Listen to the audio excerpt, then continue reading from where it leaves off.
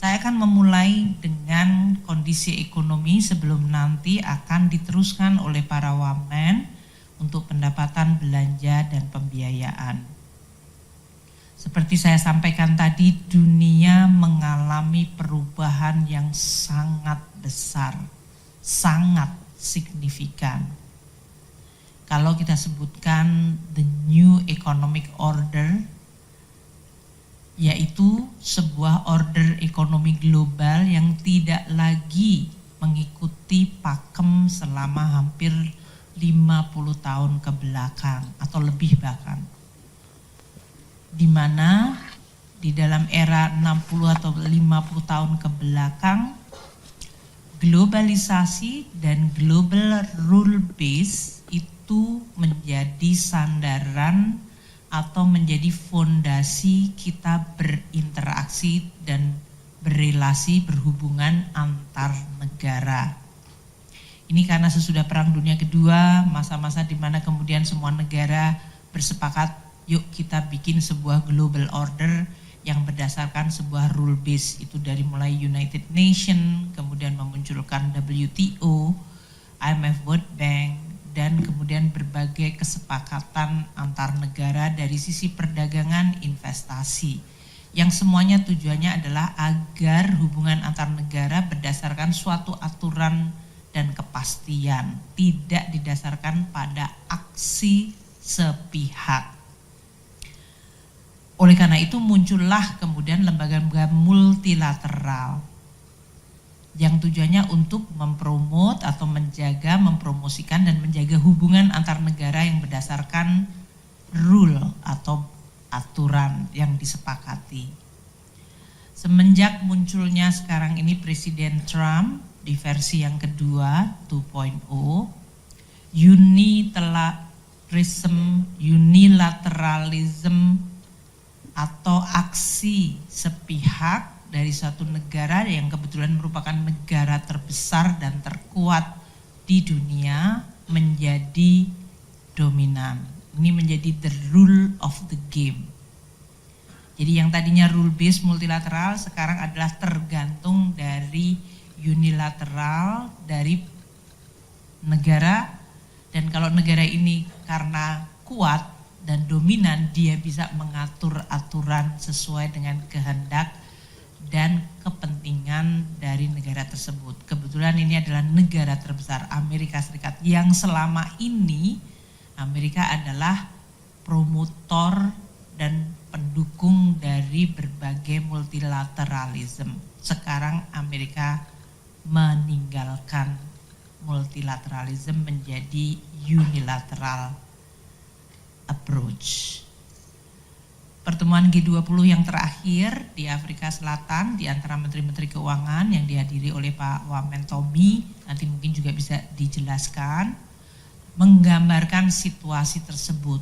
Ketidakhadiran banyak negara, kebetulan menteri-menterinya, karena kita sedang cukup banyak perhatian di dalam negeri, namun berbagai negara banyak yang bahkan tidak menghadiri G20. Bandingkan dengan suasana waktu kita menjadi presidensi G20, bahkan terjadinya perang Ukraina, kita tetap mampu menghadirkan seluruh anggota G20 bahkan pada level head of state. So perubahan begitu besar dari tahun 2018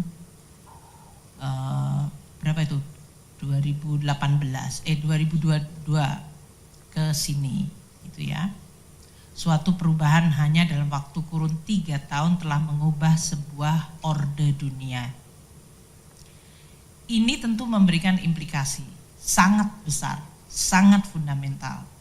Dan oleh karena itu Presiden Prabowo selalu mengingatkan kita harus menyiapkan diri, menguatkan diri. Karena dunia memang tidak dalam situasi yang biasanya kita kenal, menjadi sangat unilateralis dan harus mampu kita jaga kedaulatan dan kepentingan Indonesia. Muncul blok-blok baru di luar yang biasanya tradisional. Kita lihat Amerika Serikat yang tadi saya sorot ya, bagaimana Amerika yang selama ini menjadi promotor untuk North American Free Trade Agreement, kesepakatan 3 negara, Kanada, Amerika, Meksiko, untuk sama-sama membuat NAFTA sehingga hubungan trade dan investment itu bisa berjalan hampir tanpa halangan. Di dalam era Presiden Trump yang kedua ini dilakukan seluruhnya menjadi totally tidak berlaku. Secara unilateral, sepihak, Amerika kemudian menyampaikan mengimpos tarif. Kalau NAFTA itu namanya free trade, itu biasanya tarif mendekati 0 atau bahkan 0%. Yang terjadi sekarang, tiba-tiba Trump menerapkan kepada negara tetangganya yang sebetulnya selama ini bergabung dalam sebuah blok free trade, yaitu North Africa Free Trade Agreement NAFTA. Tiba-tiba tetangga sebelahnya dikenakan tarif. Kanada 10% untuk energi, 25% untuk komoditas lainnya. Meksiko 25% across the board. RRT 10% ini on top of yang selama ini RRT sudah terkena dari semenjak Trump 1.0, Biden, dan Trump 2.0. Jadi waktu Trump 1.0 dan Biden, RRT itu sudah dikenakan tarif dan belum turun, sekarang ditambahkan 10%. Diumumkan pada 1 Februari 2025 untuk pengenaan tarif tersebut. Reaksinya sungguh luar biasa. Jadi kalau teman-teman wartawan masih sedikit mau ngecek ke Google situasi awal itu, disruption dari terjadinya keputusan ini terhadap global sentiment luar biasa negatif. Sehingga Presiden Trump tanggal 3 Februari 2 hari kemudian mengatakan oke, karena reaksinya begitu negatif saya tunda 1 bulan. Waktu itu kemudian terjadi lega, mungkin kita bisa work out. Pada tanggal 4 Februari RRT karena tidak mendapatkan penundaan, jadi yang ditunda hanya tarif untuk Meksiko dan Kanada, dan itu pun hanya untuk 1 bulan. Tanggal 4 Februari, RRT yang sudah dikenakan tarif mulai 1 Februari melakukan retaliasi, balasan, dengan menerapkan tarif 15% untuk import coal dan LNG dari Amerika Serikat, dan penerapan 10% dari import crude, mesin pertanian, kendaraan, dan truk dari Amerika Serikat. Perang dagang terjadi. Kalau kita biasanya mengenal perang militer, ini perang dagang terjadi. Satu negara secara unilateral melakukan tarif untuk men-charge lebih tinggi, negara lain melakukan retaliasi. Jadi medan perangnya ada di perekonomian. Kemudian ini belum selesai, tanggal 10 Februari Presiden Trump menerapkan tarif lagi untuk spesifik besi, baja, dan aluminium. Tarifnya 25%. Any besi, baja, aluminium dari negara manapun masuk Amerika kena tarif 25%. Dan karena ini menimbulkan reaksi negatif, negara lain juga akan melakukan retaliasi. Tanggal 13 Februari Presiden Trump mengumumkan kalau terjadi retaliasi akan dilakukan reciprocal, dibales lagi. Jadi ini adalah sebuah language, bahasa yang mengatakan tidak ada perdamaian di sini. Melakukan tarif, kalau kamu balas maka akan reciprocal lagi. Tanggal 4 Maret, yaitu 1 bulan sesudah penundaan tarif dari Meksiko dan Kanada, yang tadinya diperkirakan atau dipikir Presiden Trump akan melunak terhadap Kanada dan Meksiko, ternyata tidak. sehingga tarif 25% untuk Kanada dan Meksiko diberlakukan.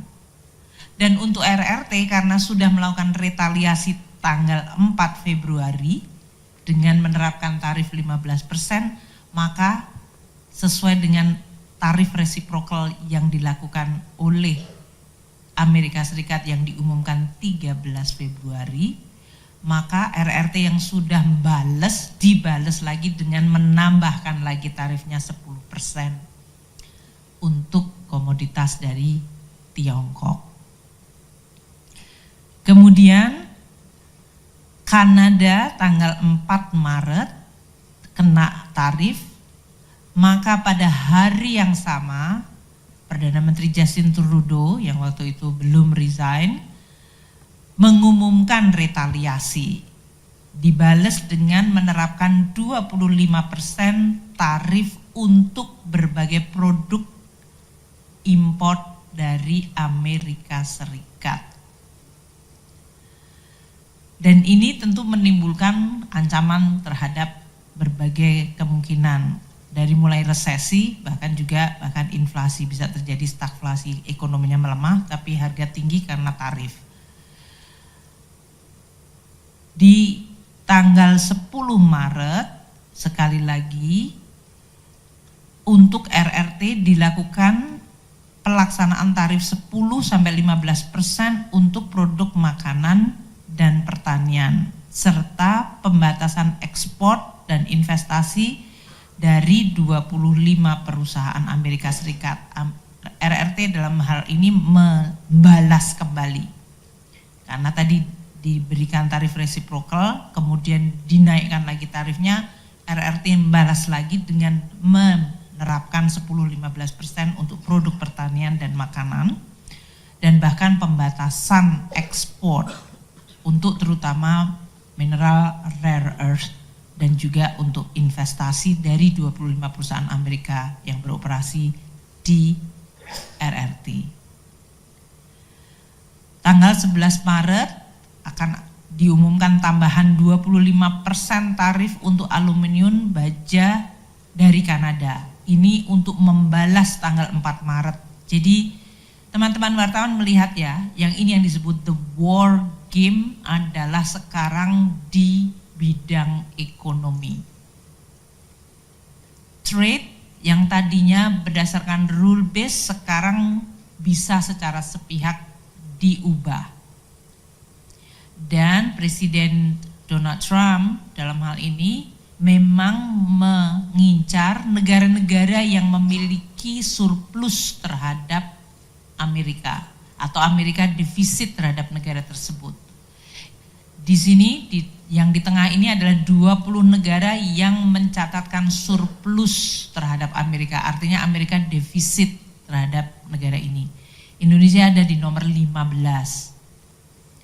Kalau kita lihat Tiongkok, Meksiko, Kanada ini walaupun angkanya 73,7, ini lebih karena tidak hanya perdagangan tapi juga masalah imigrasi dan juga fentanyl, yaitu masuknya opioid yang telah mengancam kesehatan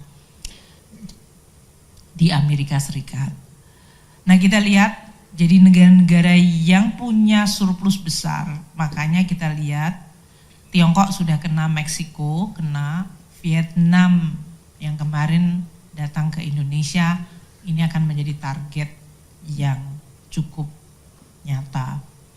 Untuk negara-negara European Union juga sudah dilakukan langkah-langkah untuk tarif karena mereka sudah mengumumkan retaliasi dan kemudian akan terjadi back and forth. Jadi kita lihat Jerman, Irlandia, Kanada tadi ya. Bahkan untuk Jepang dan Korea Selatan. Ini adalah yang harus kita sekarang teliti dan waspadai.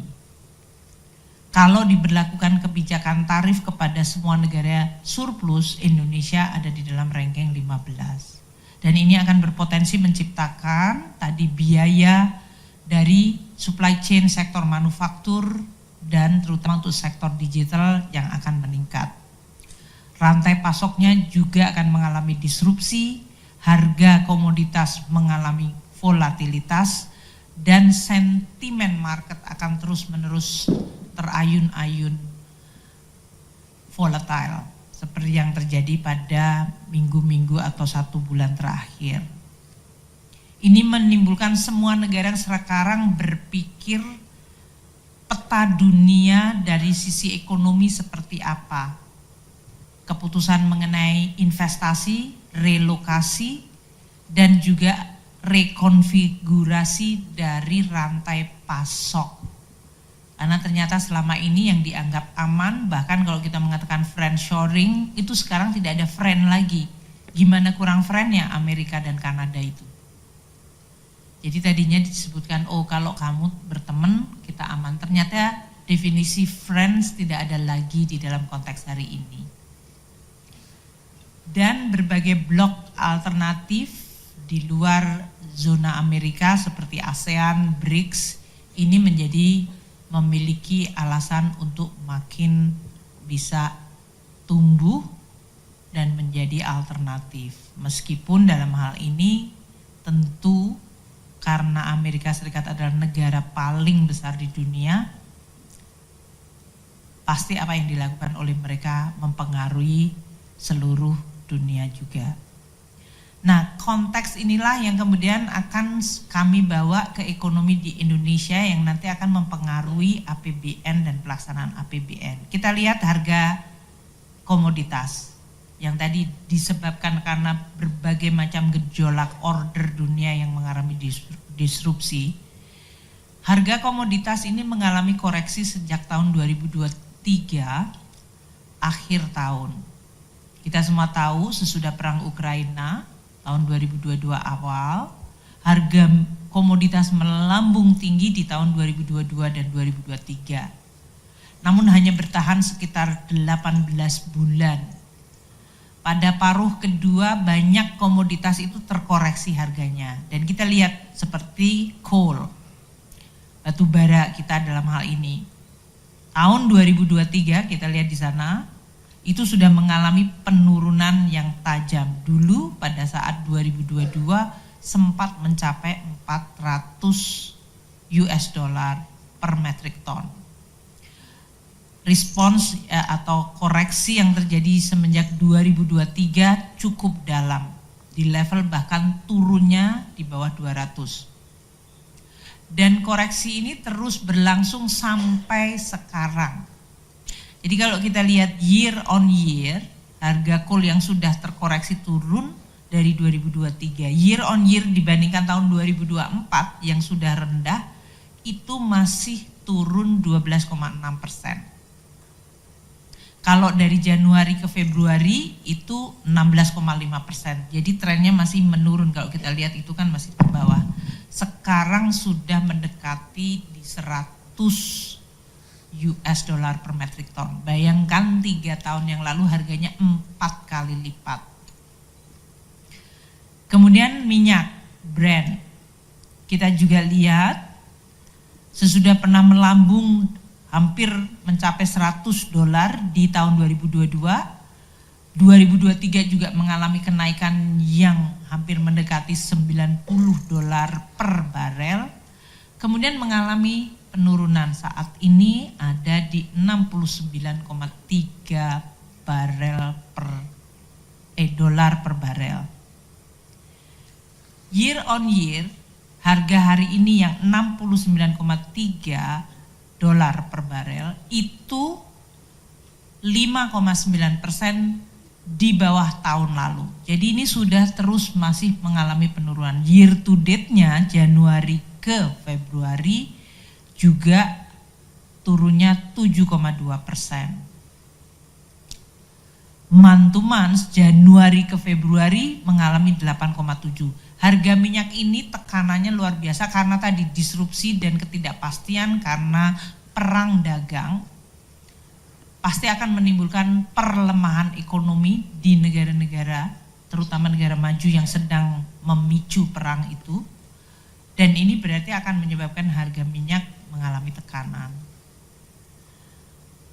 Kalau ada sedikit berita baik adalah harga CPO kita.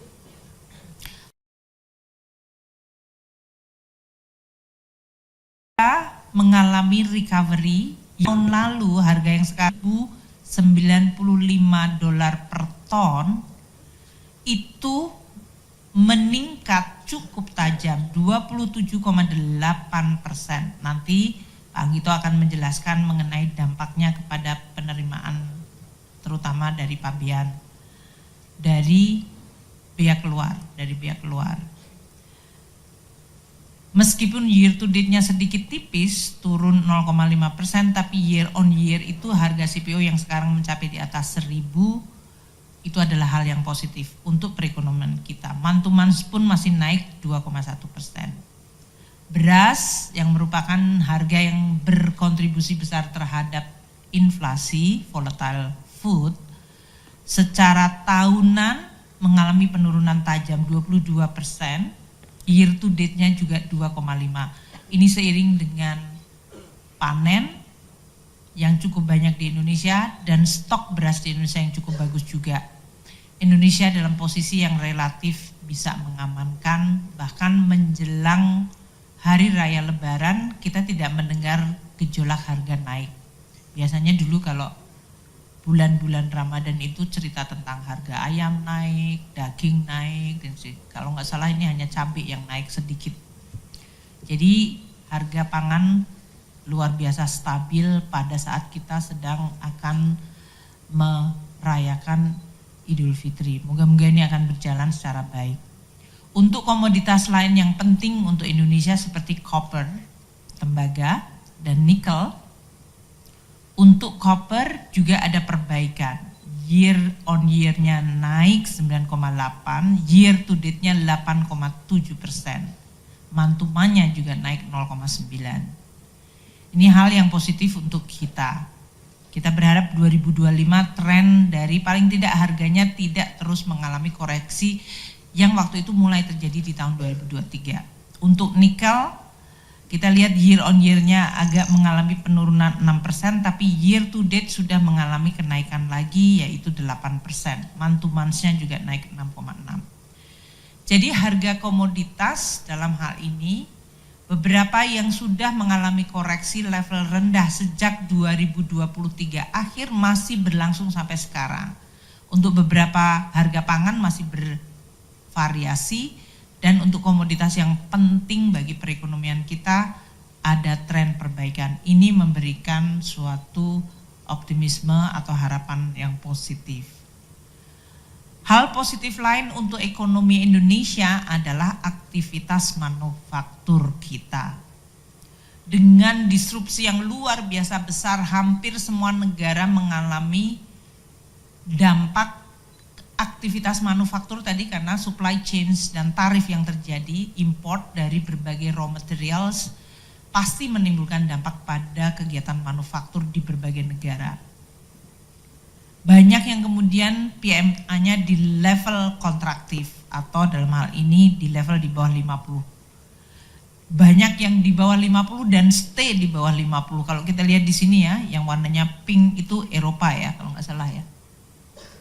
Itu yang paling bawah itu.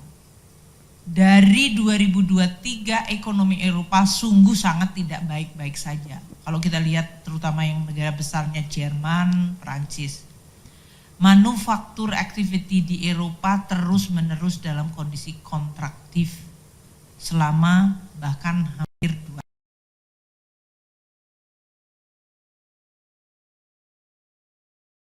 juga mengalami kemudian Vietnam terpukul sangat keras yang kemudian kita lihat aktivitas manufakturnya akan terdampak oleh perang dagang karena ini perang dagang itu dampaknya langsung either ke manufaktur atau pertanian. Dan Indonesia alhamdulillah kita juga tidak imun, kita mengalami juga dampak kontraktif. Tapi rebound dari Indonesia itu yang mana sih, merah itu ya? Yang merah, maksudnya dibikin sama tebelnya kayak yang hitam itu. Yang hitam itu global, juga sudah mulai pulih. Indonesia pulihnya lebih tajam dan lebih cepat dari sisi perbandingan peers maupun global.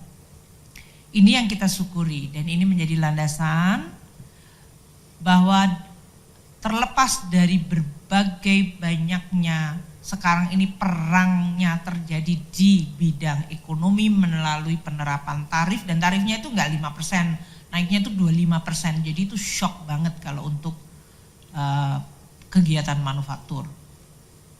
Indonesia mampu untuk rebound, recover dari PMI kita di level 53,6. Ini mungkin yang paling sama bullishnya itu sekarang dua negara yang depannya IN, India dan Indonesia.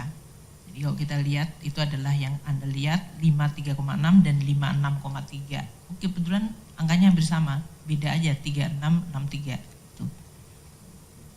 So ini sesuatu yang cukup bagus. Negara yang sekarang kegiatan manufakturnya cukup kuat sekarang hanya Brazil, Amerika dari G20. Tiongkok pun tipis di 50,8. Negara-negara tetangga kita masih dalam situasi kontraktif. Malaysia masih negatif di 49,7, Vietnam 49,2.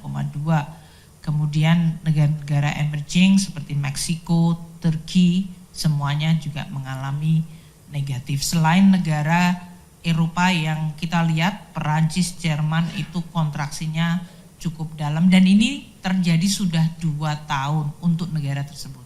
Kalau kita lihat Indonesia negatif itu hanya beberapa bulan kemudian kita balik lagi. Jadi ini yang kita harus cukup syukuri, namun kita juga waspada karena perangnya masih berlangsung, perang ekonominya. Di tengah kinerja yang sungguh luar biasa sangat volatile ini, kalau Indonesia bisa menjaga pertumbuhan ekonomi kita semenjak pemulihan dari COVID tetap terjaga di atas 5%, itu adalah prestasi. Kita lihat untuk komponen pengeluaran atau agregat demand, konsumsi tahun lalu ada di level 4,94. Ini adalah suatu level yang relatif terjaga karena tadi inflasi bisa kita terus kendalikan. Daya beli. Walaupun banyak berita mengenai kelas menengah dan yang lain-lain, namun di tengah terpaan yang begitu banyak dalam 3 tahun terakhir, Indonesia mampu menjaga growth consumption kita mendekati 5%, 4,9, 4,8, 4,94. Ya. Jadi ini adalah sesuatu yang luar biasa, dan peranan APBN itu luar biasa banyak untuk menjaga daya beli tersebut. Kemudian investasi tahun lalu 2024 juga kami perbaikan di 4,61. 2 tahun sebelumnya masih di 4,4 dan 3,9. Pemerintah berkontribusi besar di dalam pertumbuhan tahun lalu dengan growth 6,6% dari consumption government. Untuk konsumsi non rumah tangga juga tumbuh 12,48. Ekspor kita masih relatif baik, tidak setinggi tahun 2022-2023, namun membaik dibandingkan 2024. Tidak setinggi 2021-22, namun membaik dari 2023. Jadi 2023 itu memang koreksi tadi ya, dari harga maupun terjadinya perang Ukraina dan yang lain-lain itu mulai berdampak. Indonesia bisa merecover dari sisi tadi, growth ekspornya kita tetap jaga sampai akhir tahun lalu 6,51. Dan import juga tetap terjaga, ini berhubungan dengan tadi PMI yang kemudian recover. Untuk sisi produksinya juga kita lihat cukup encouraging. Manufaktur tetap terjaga, pertumbuhannya di atas 4% di 4,43, perdagangan juga terjaga di sekitar 5% di 4,86, dan pertanian kita masih agak sedikit tipis. Ini yang menjadi fokus dari Presiden Prabowo untuk ketahanan pangan dan pertanian ini. Makanya ini nanti yang perlu untuk performance dari sektor pertanian. Konstruksi kita cukup baik tahun lalu. Banyak kegiatan-kegiatan infrastruktur yang diakselerasi pada tahun 2024. Kita berharap ini akan terjaga dengan berbagai program seperti pembangunan rumah dan lain-lain. Pertambangan, despite tadi harga yang mengalami volatilitas bisa tumbuh 4,9. Transportasi juga masih bertahan cukup tinggi di 8,69%. Itu dibanding pada saat recovery after COVID itu juga cukup decent. Infocom tumbuh di 7,57. Untuk akomodasi makan dan minuman, yang ini merefleksikan agregat demand kita di dalam terutama konsumsi, tumbuhnya juga cukup menggembirakan 8,56%. Khusus real estate, pertumbuhannya juga pick up di 2,5 karena berbagai insentif yang kita berikan termasuk pembebasan pajak untuk pembelian rumah yang di bawah 1 miliar. Nah, ini yang menjadi alasan kita bahwa momentum ekonomi Indonesia tetap terjaga baik meskipun terjadi gejolak yang luar biasa di luar. Sektor manufaktur kita ini yang sering menjadi bahan berita. Mungkin bagus untuk dilihat. Pertumbuhan sektor manufaktur kita untuk industri makanan dan minuman, kalau kita lihat ya di sini, tumbuhnya 5,9, ini yang di tengah, yang blok. Industri kimia 5,9, elektronik 6,2, logam dasar bahkan double digit 13,3. Bahkan TPT yang walaupun karena terjadinya berita terhadap satu perusahaan mengalami kebangkrutan, tapi TPT kita tumbuh 4,3% di tahun 2024 dibandingkan tahun sebelumnya yang negatif 2%. Dan bahkan industri alas kaki kita tumbuhnya cukup tinggi di 6,8%, bandingkan tahun 2023 yang negatif. Artinya hingga akhir 2024, industri manufaktur kita, baik yang labor intensif seperti TPT dan alas kaki, namun terutama untuk industri kimia, elektronik, logam dasar itu mengalami kenaikan, including makanan dan minuman. Ini yang berkontribusi kepada PMI manufaktur kita yang ada di dalam ekspansi cukup tinggi 53,6. Kalau kita lihat kontributor semuanya positif kecuali yang ekspor agak di bawah 50. Outputnya positif, total permintaan positif 54,8, tenaga kerja 53, stok barang jadi 51 dan stok input produksi 54,1. Kalau punya input berarti dia mau memproduksi. Ini hal yang sangat bagus. Ini PMI situasi bulan Februari 2025. Jadi kalau yang di tengah ini adalah prestasi sampai akhir 2024, Januari sampai Februari PMI kita itu pick up sesuai yang tertangkap dari PMI manufaktur, di mana komponen untuk mengukur PMI-nya entah diukur dari outputnya, entah dari demand side-nya, tenaga kerjanya, inputnya, stok barang jadinya, itu semuanya strong, positif, ekspansif. Ekspor sedikit turun, tidak heran karena tadi disrupsinya luar biasa. Beberapa ekspor bahkan dari industri-industri kita yang tadi tumbuh bagus seperti logam dasar dan elektronik, ya kan yang di tengah ini ya sampai akhir Desember 2024 itu 13,3 dan elektronik 6,2. Kita catatan sampai dengan Januari, elektronika tetap tumbuh positif. Kita lihat di sini pertumbuhannya yang merah itu adalah olahan nikel, growth-nya 47,2. Untuk yang tembaga 4,6, elektronika 20,5. Yang negatif itu adalah besi baja, karena tadi besi baja yang terhantam oleh banyak sekali tarif yang diberlakukan. Yang menarik yang di bawah ini, untuk tekstil dan alas kaki, Januari 2025 itu ekspornya tumbuhnya untuk alas kaki bahkan double digit 17%. TPT memang rendah, tapi itu positif di 3%, 3,8%, mau mendekati 4%. Jadi ini menggambarkan bahwa produksi dan aktivitas manufaktur di Indonesia itu tetap mampu bertahan cukup.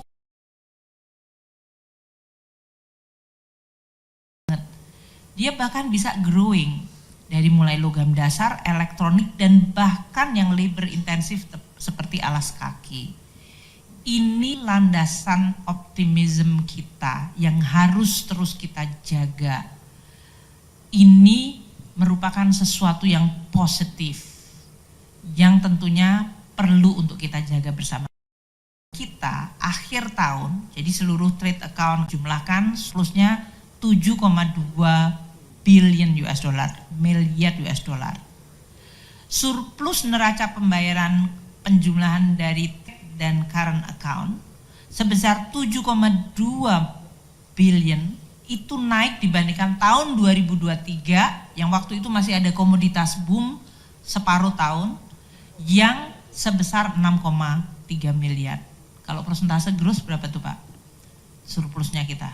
Kemarin aku udah minta gross, 15%. Lupa itu yang bikin slide udah ngantuk tadi malam sampai jam 12. Jadi naik 15% surplus neraca pembayaran kita. Surplus untuk transaksi modal dan finansial 16 triliun. Ini tahun 2024 yang kita sudah tutup.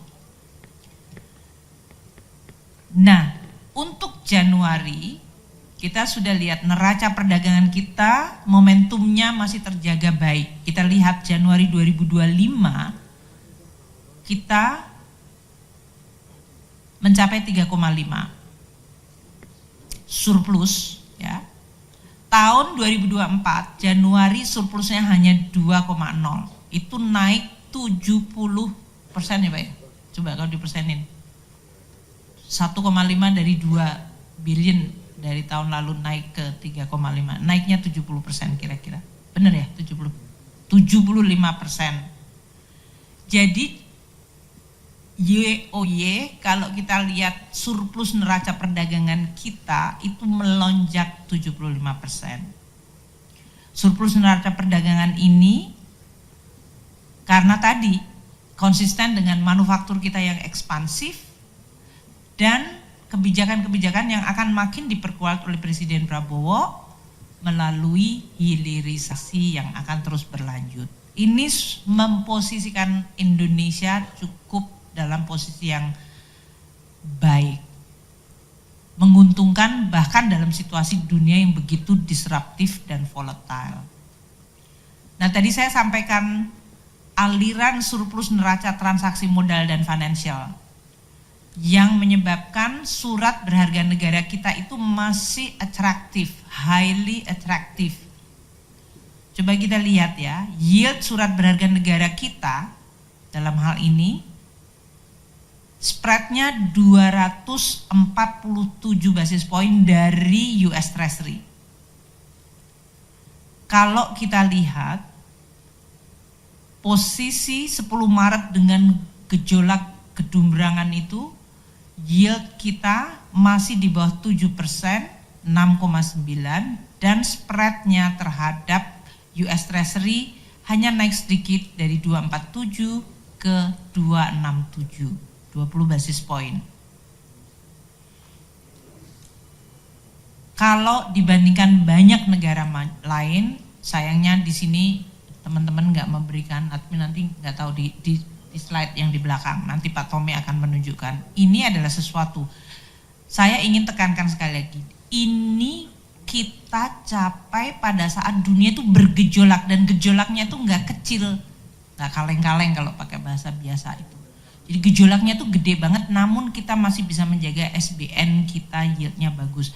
Dan kalau Anda lihat di sebelah kanan, yang orange itu adalah capital inflow untuk SBN. Artinya dari mulai triwulan keempat tahun lalu sampai Maret tahun ini, kita masih terus mendapatkan capital inflow. Artinya demand untuk obligasi surat berharga negara kita masih positif tinggi. Ini dalam situasi yang tadi dunia sedang di tengah perang dagang.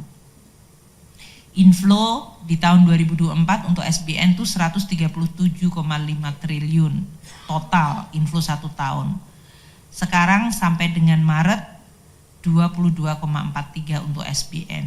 Untuk SRBI inflow tahun lalu 162 triliun, sampai dengan Maret inflow-nya 6,11. Sedangkan saham yang tahun lalu akumulatif inflow 16,5, Januari Maret mengalami outflow 23. Jadi yang mengalami tekanan adalah di saham.